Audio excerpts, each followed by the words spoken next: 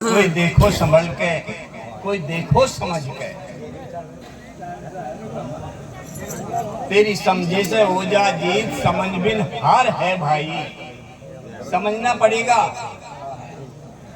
समझे से तेरी जीत है, और नहीं बिना समझे तू चले जा रहा है, दौड़े जा रहा है, भागे जा रहा है, और ये जिंदगी सने सने करके खत्म हो रही है।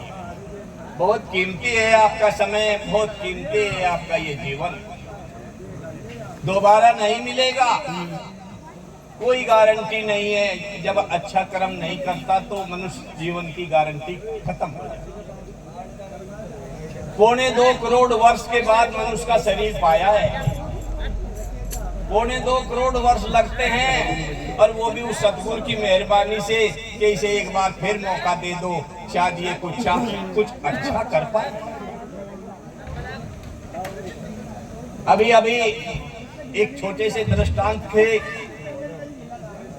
बलराज ने बताया कि वो चिड़िया और पति सेवा के बारे में। एक माई जी 80 साल की उम्र में रोज सत्संग में जाया करती थी, रोज जाती। एक घर के दरवाजे के सामने से रोज गुजरती, उस घर में एक नई बहू आ गई। बहू बहुत अच्छी, कमेरी, चरित्र की बहुत बढ़िया, लेकिन जबान की कड़वी। कड़ाके से बोलती, सास को भी काम बताती, देवर को भी काम बताती। पति को तो एक ऐसा अधिकार है औरत के पास कि उसे तो जबकि उसे सेवा करनी चाहिए, उसके ऊपर ऐसा अधिकार समझते हैं कि तो कुल तन्यारा बस मेरी ही लिया है, और की लिया तो देखिए उस बेचारे को तो चैन पड़नी नहीं देती। तो खेत क्यार का काम था उनका। एक दिन वह बुढ़िया पर नजर पड़ी, अपने परिवार वालों को तो कही थी, तो 2 दिन हो गए बुढ़िया को देखते हुए दरवाजे के सामने को लिकट के। तो एक दिन बुढ़िया को रोक कर कहने लगी, माई जी ठहरिए। हाँ बेटी, मैं जब कई दिन हो लिए देखती हुई, तो काम धाम नहीं दिखता कुछ, कहाँ जाग रहे अंडन, कहाँ जाग रहे अंडन। बोली बेटी मैं अंडन जाऊं, तुझे पता नहीं मैं कहाँ जाऊं। कहाँ जाग रहे? बोली बेटी मैं सत्संग में जा रही। भाई यू सत्संग के हो? कह लेगी बेटी नु मेरे पास पता तो तुझे जान, पर किसी दिन अगर तू टाइम काट के मेरी साथ चल सके तो तू मेरी साथ चल। तो एक दिन बहू ने काम धाम निपटा के अब थोड़ा समय निकाल कर बुढ़िया की बाट देख रही। बुढ़िया आई और उसे साथ लेकर चल सत्संग में पहुंचे। सत्संग हो रहा, संत महात्मा बैठे, प्रवचन हो रहे हैं संत महात्माओं के। तो महाराज जी वहां बोल रहे हैं, देखिए आपका परिवार बहुत सुखी है, बहुत बढ़िया है, पर उन्हीं लोगों का बढ़िया है जो अपने परिवार में मिलके चलते हैं, अपने सास ससुर की सेवा करते हैं, आए गए की सेवा करते हैं, संतों की सेवा करते हैं, और अपने पति की सेवा करते हैं, हुक्म अधूरी नहीं करते, कभी गाली गलौज से पेश नहीं आते। और उनके लिए तो यहाँ भी बैकुंठ है और वहां भी बैकुंठ। बहू ने जब यह बात सुनी, अपने ऊपर शर्म आई, महसूस हुई, और सत्संग में से निकल कर बाहर चली।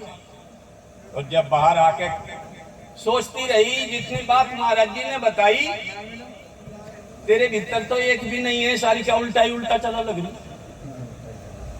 सारी का उल्टा ही उल्टा चला लग रही। न सास को समझे, न ससुर को समझे, और पति को तो आज तक कुछ समझा ही नहीं, इज्जत ही नहीं दी, उल्टी चली आई। हर की नगरिया नहीं दूर, उसका दरवाजा दूर नहीं है, सिर्फ हमारे झांकने की जरूरत है, उसका दरवाजा तो खुला पड़ा। तो जैसे ही घर वो आ गई, चुप रहना शुरू कर दिया, सारा काम बस अब कोई निपटान लगी। 2 दिन हो गए, सास सोचने लगी हमारी बहू के किसी ने कुछ करवा दिया, या तो गुम होगी, या तो चैन पड़न नहीं देती हम अभी, या तो बेचारी अपने आप ही लगी है, इसका तो कुछ करवा दिया। दिखे वो बुढ़िया उसके साथ गई है एक दिन, बुढ़िया ने कुछ करवा दिया इसका। तो देखिए जब वो उस काम पर लगी तो एक वो जो पति थे खेत क्यार में गए हुए थे, जैसे वहां से आए और उन्हें जो था उनके लिए उसने दूसरा कपड़ा, साफ कपड़ा निकाल कर रख दिया, गर्म पानी रख दिया और उन्हें कहने लगी जी देखो इन बैलों को तो मैं बांध दूंगी और तुम जो है वहां साफ कपड़े रखे, गर्म पानी रखा, घाव धोर उन कपड़ों को धारण करो। उसने देखा भाई गोबर कूड़ा हो रहा, शानी वैनी सब कुछ हो रही, जो उनसे पे तेरा करवा के दिया। आज तो सारे काम नहीं मच रहे भाई। और नु कह ना धो के नवे कपड़े पहन ले, अरे नवे कपड़े का तो उदन पहले थे, उदन इसे लिया था कि आज भरा नहीं भाई को पता नहीं ये सोच रखी, ये सोच रखी ने। खैर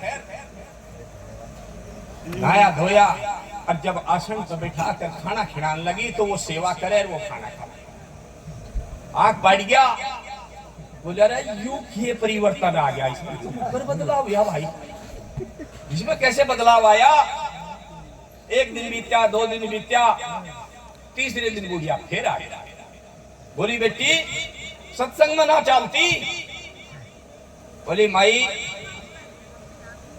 तो कितने दिन हो लिए सत्संग में जाती हुई। बोली बेटी मैं जब 20-22 साल की थी मेरा ब्याह हो गया, 30-35 साल की, 40 साल की हुई, ये 2-3 बच्चे हो गए, इन्होंने अपना काम संभाल लिया। 45 साल से 50 साल से रात मैं 80 साल की होगी, 30-35 साल हो गए मुझे सत्संग में जाते। बोली 30 साल हो गए? हाँ। बोली माई कुछ पाया, कुछ मिला? बोला मिलता के बेटी, जंगेगू में चलूं गली में गुल्लू कहती के साधनी अमन लग रही, सत्संग अमन लग रही, और हलवे मिले मजा खाने को, और मिलना क्या था बेटी।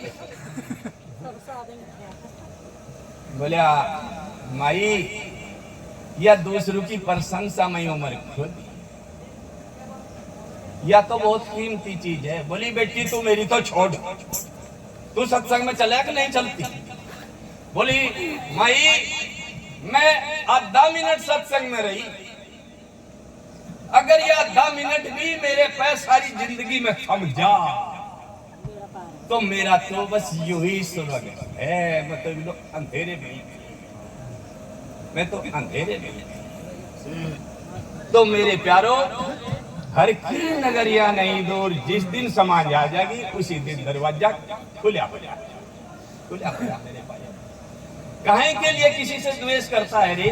रोज हमें एक न एक दिन किसी न किसी को कंधे पे ढोके शमशान तक ले जाते हैं और फिर भी हम नहीं समझ पाते। अरे कहीं के लिए गाली दे रहा, कहीं के लिए बैर बन रहा मेरे प्यारे, कहीं के लिए सब कुछ तो यही छोड़ के चले जाएगा। और फिर भी बाज नहीं आता। इतने सत्संग हो रहे हैं, पहले से ज्यादा मंदिर बन गए हैं, पहले से ज्यादा पूजा पाठ हो रही है, और उससे भी ज्यादा अपराध बढ़ रहा है, अपराध बढ़ रहा है। क्या फायदा हो रहा समझ में नहीं आ रहा इन सत्संगों का, इन मंदिरों का, समझ में नहीं आता, समझ से परे जा रही है। लेकिन फिर भी सोचना तो पड़ेगा। आप लोग सत्संग में आते हैं, आप जो है अच्छा आचरण करिए। परिवार में यहाँ से जाओगे, अगर आपके परिवार में कोई बच्चा, आपकी पत्नी, आपका बेटा कोई गलत काम करता है तो उसे समझाइए, जाके थप्पड़ चट्टू मत मारिए, मार पिटाई मत करिए, नहीं तो उसके दिमाग में यही आएगा अरे यही सिकड़ गया था क्या। सहन शक्ति जो है वो सत्संग का सबसे बड़ा इनाम है। सहन शक्ति, सहना सीखिए, क्षमा करना सीखिए। ओहो आजो आजो महाराज, अब आपके सामने हम, अब आपके